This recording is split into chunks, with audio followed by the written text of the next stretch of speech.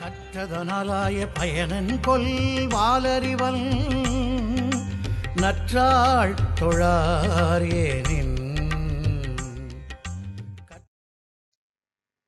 வணக்கம் எவ்ரிபடி. நம்ம இப்ப பார்த்த குறள்ல இருந்து நமக்கு ஒரு விஷயம் தெளிவா தெரியுது. ஆரம்பத்துல நான் சொன்ன உலகத்துல திருக்குறளை பத்தி சொல்லுவாங்க, அணுவை துளைத்து எழு கடலை புகுத்தி குறுக தெரித்த குறள் சொல்லி. A tiny atom, a tiny hole is drilled in that, and the wisdom of 7 oceans pumped into that. That is the reputation of Thirukkural. நம்ம பார்த்துருக்கிறோம் how true that statement is. மேல போலாம். போன வாரம் நம்ம 2 அதிகாரம் பார்த்தோம். வெறுவந்து செய்யாமை, that's no act of cruelty which will instill instant fear to the people. அந்த cruelty பண்ணாம இருக்கிறது. அண்ட் கைண்ட்னஸ், கண்ணோட்டம், எது பண்ணாலும் ஒரு கைண்ட்னஸோட செய்யறத பத்தி சொன்னாரு. இது ரெண்டும் ஒண்ணுக்கு ஒண்ணு ரிலேட்டட். இது வரைக்கும் நம்ம பார்த்த அதிகாரம் எல்லாம் அப்படித்தான். ஆனா இன்னைக்கு நம்ம பார்க்க போறதுல two unrelated adhikaram will come one after the other. Let's go further. நம்ம பொருட்பால்ல அரசியல் மேட்டர்ஸ், ராயல்டி நம்ம தொடர்ந்து பார்த்துட்டு இருக்கிறோம். அதுல இன்னைக்கு நம்ம பார்க்க போறது ஃபர்ஸ்ட் அதிகாரம், ஒற்றாடல், spying or gathering intelligence about the happenings. And second வந்து ஊக்கம் உடைமை, that is being energetic or with initiative. So these two are not related to each other, the topics, but both the topics are very important for a leader, for the king, and for a corporate boss. Let's move further. முதல் அதிகாரம், number 59, ஒற்றாடல், that is spying or gathering intelligence. இது வந்து for a king ரொம்ப ரொம்ப important aspect. A king should know, சுத்தி வர என்ன நடக்குதுன்னு சொல்லிட்டு அந்த கிங்குக்கு தெரியணும். He should know what is happening around him. Because for a king, he not only has the enemy to fight with, வெளிநாட்டு அரசன் மட்டும் இல்ல, உள்ளுக்குள்ளேயே வந்துட்டு the people who undermine the king's interest. அதனால எல்லார பத்தியும் தெரிஞ்சுக்க வேண்டியது ரொம்ப அவசியம்.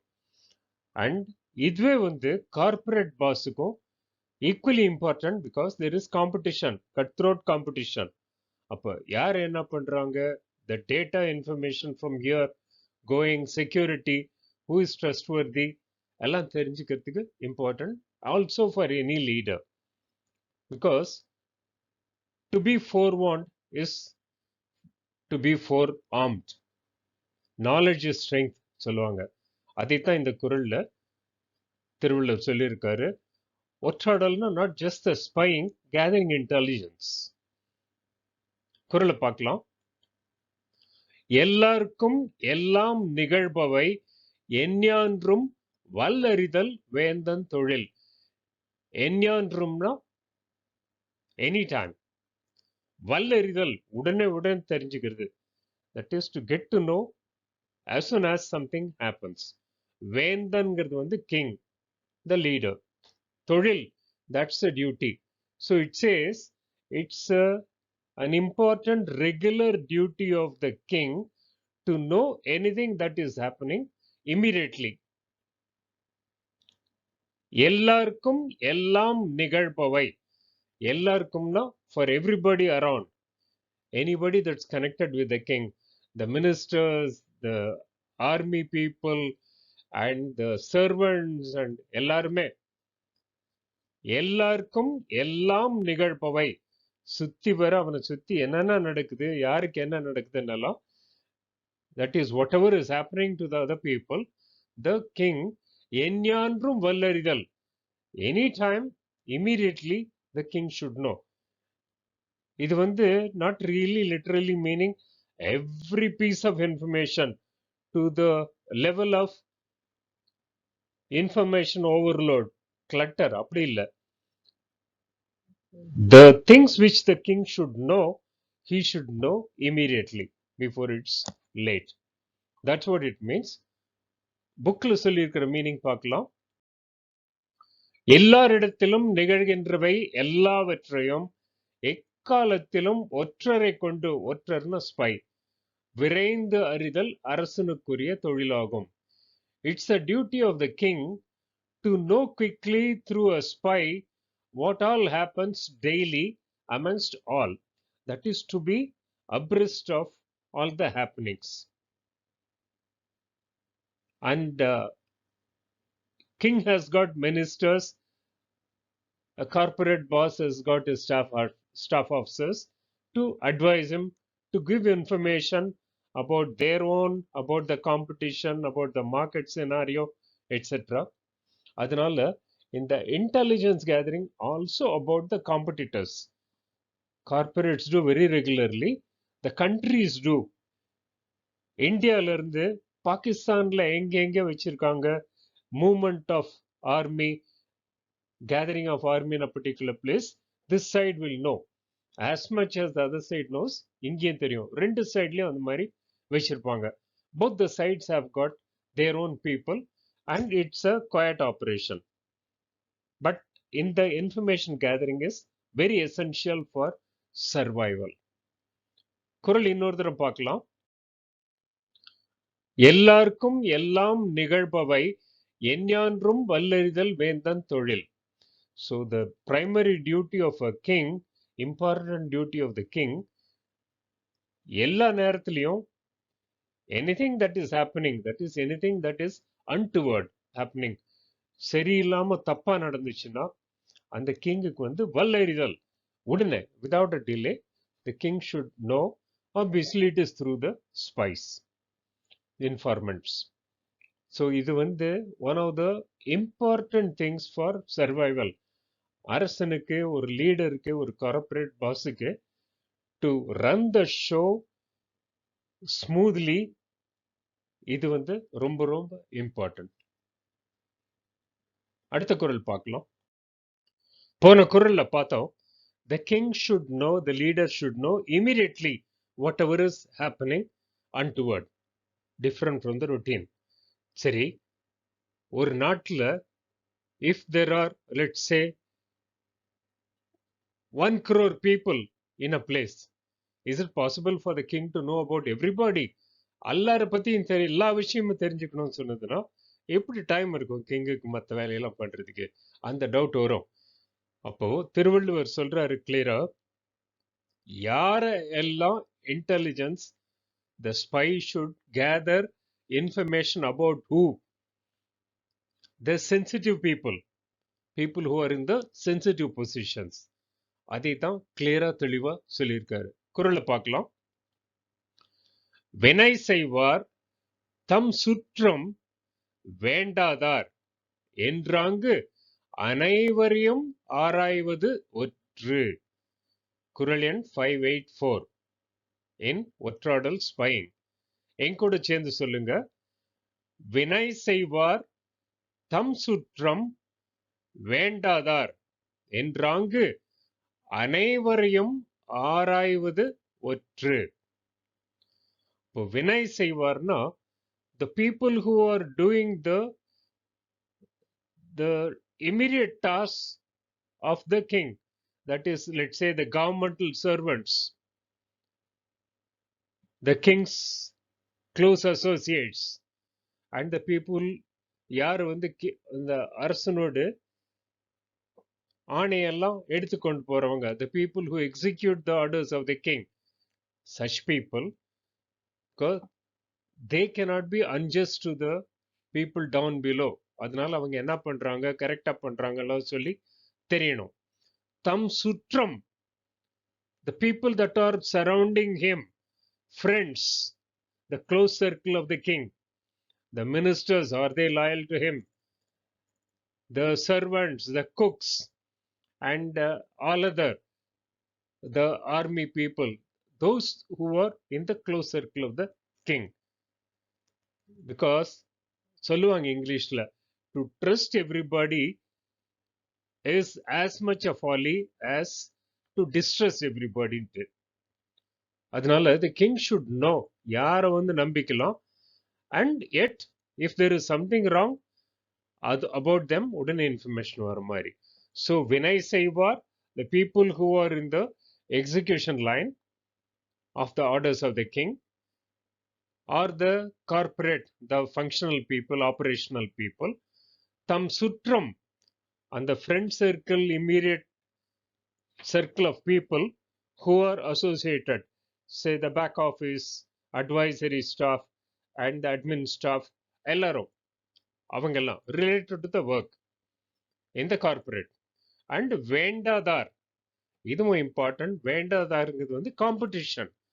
So the three types of intelligence, or the three types of people on who intelligence is to be gathered, are the people associated closely with the work, and the ஒர்க்குக்கு ரிலேட்டடாக இருக்கிறவங்க, அப்புறம் வந்து அந்த க்ளோஸ் சர்க்கிளில் இருக்கிறவங்க, அந்த அட்மினிஸ்ட்ரேட்டிவ் ஒர்க் அண்ட் அட்வைசர்ஸ் அவங்க எல்லாம், அப்புறம் காம்படிஷன் வேண்டாதார் என்று ஆங்கு அனைவரையும் ஆராய்வது ஒற்று.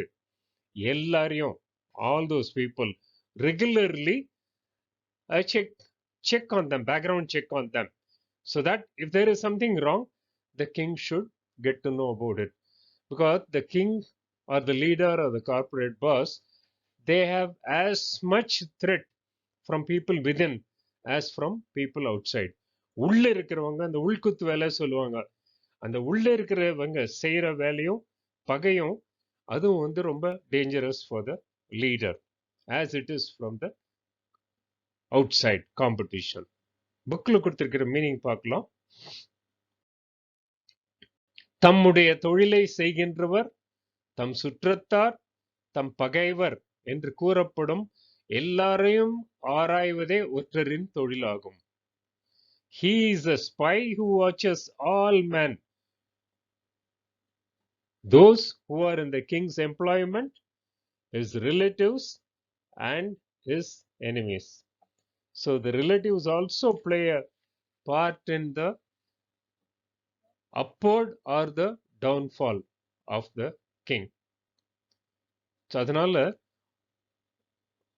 the net of spies or the informants, silent or discreet, they should gather, observe. ஏதாவது ராங்கா இருந்ததுன்னா கிங் கிட்ட இம்மிடியட்லி கொண்டு வர மாதிரி இருக்கணும். யாருக்கெல்லாம்?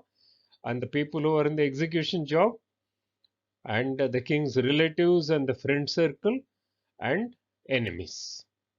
So Thiruvalluvar has spelled out spying is essential, that is intelligent gathering is necessary, and he has also listed out who are all the people on who the such an intelligence is to be gathered. குறள் இன்னொரு தரம் பார்க்கலாம். வினை செய்வார் தம் சுற்றம் வேண்டாதார் என்று ஆங்கு அனைவரையும் ஆராய்வது ஒற்று. ஸோ யாரெல்லாம் அந்த கிங்கோட ஆர்டர்ஸ் எக்ஸிக்யூட் பண்றவங்க இருக்காங்க? the functional people, தம் சுற்றம், the friend circle and the relatives, and வேண்டாதார், the competition, the enemies. அந்த மாதிரி அனைவரையும் ஆராய்வது ஒற்று. The spies, king should have a system whereby all these people are regularly monitored by trustworthy people, spies, and he gets the information when something is wrong. So தெளிவான குறள் அதிகாரம், importance of ஒற்றாடல். அடுத்த அதிகாரத்துக்கு போலாம். நம்ம அடுத்தது பார்க்க போற அதிகாரம் நம்ம எல்லாருக்குமே ரொம்ப இம்பார்ட்டன்ட் ஆஸ்பெக்ட். ஊக்கம் உடைமை, being energetic or with initiative or the never say die attitude, not giving up. அப்ப திருவள்ளுவர் என்ன சொல்றாரு? எவ்வளவு தூரத்துக்கு தடங்கள் வரும்போது, when there is opposition, when there is obstruction, எவ்வளவு தூரத்துக்கு மனுஷன் should maintain his spirit in the mind. அதுக்கு ஒரு அருமையான உதாரணமும் சொல்றாரு. குறளை பார்க்கலாம். வெள்ளத்தனைய மலர் நீட்டம் மாந்தர்தம் உள்ளத்தனையது உயர்வு. குறள் எண் 595 இன் ஊக்கமுடைமை. எங்கூட சேர்ந்து சொல்லுங்க. வெள்ளத்தனைய மலர் நீட்டம் மாந்தர்தம் உள்ளத்தனையது உயர்வு. வெள்ளத்தனைய மலர் நீட்டம், those water born plants, say for example lotus, and the Malar நீட்டம், the water level is not steady, same, it may keep varying, but then if you have noticed, we would see the flower is always on the top. How is that possible? Because on the stem it adjusts itself and it grows. If the water level rises, the stem also rises. அந்த தாமரை தண்டு சொல்லுவோமே, அதுவும் வந்து தண்ணி மட்டம் மேல போக போக அதுவும் மேல போகும். ஸோ அதனால அது always adjust it self, it doesn't give up. தண்ணி குறைஞ்சதுனால இறங்கி வரும், தண்ணி மேல போனாலும் ஏறி போகும். அப்போ வாழ்க்கையில மாறி மாறி வரும்போது மாந்தர்தம் உள்ளத்தனையது உயர்வு. மாந்தர்னா ஃபார் த ஹியூமன் பீயிங்ஸ், உள்ளத்தனையது உயர்வு. அவங்க எவ்வளவு தூரத்துக்கு மேல போறாங்கிறது வந்து the level to which they will rise, it all depends on their ullam, mind, the determination, the initiative, interest, and the spirit to fight and to stand up. They say everything is in the mind. Mind your mind சொல்றாங்க. அதனால like the lotus which keeps on raising itself, the stem grows if the water level grows. அது மாதிரி people எதிர்ப்பு வரும்போது, தடங்கள் வரும்போது, when there is an obstruction, not giving up and standing up to that. That means they have a strong heart, willpower, determination, initiative and energy. It is the attitude that decides the altitude சொல்லுவாங்க. That is what is implied here. புக்ல கொடுத்திருக்கிற meaning பார்க்கலாம். நீர் பூக்களின் தாளின், தாளுன்னா அந்த stem தண்டு, நீளம் அவை நின்ற நீரின் அளவினதாகும். அப்ப நீர் மேல போக போக தண்டும் வளர்ந்துட்டே வரும். மக்களின் ஊக்கத்தை அளவினதாகும் வாழ்க்கையின் உயர்வு. எவ்வளவு எவ்வளவு ஊக்கம் இருக்குதோ, இனிஷியேட்டிவ் இருக்குதோ, இன்ட்ரெஸ்ட் இருக்குதோ, டிட்டர்மினேஷன் இருக்குதோ, அவ்வளவு தூரத்துக்கு they will grow up in life. The stalks of water flowers are proportionate to the depth of water. So is men's greatness proportionate to their minds. So it's all in the mind. So we should cultivate the mind, develop a determination, grit, willpower. குறள் இன்னொரு தடவை பார்க்கலாம். வெள்ளத்தனைய மலர் நீட்டம் மாந்தர்தம் உள்ளத்தனையது உயர்வு. மக்கள் எவ்வளவு தூரம் உயர முடியும்? As long as they have got enthusiasm, energy in the mind, they will keep growing.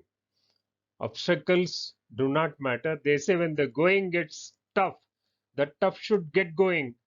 அதுதான் வந்து இந்த தாமரை மலர் மாதிரி தண்ணி மேல லெவல் மேல போக போக, as the water level goes up, the stem also proportionately grows with that. நல்ல தெளிவான அர்த்தம். அடுத்த குறள் பார்க்கலாம். ஊக்கமுடை மேல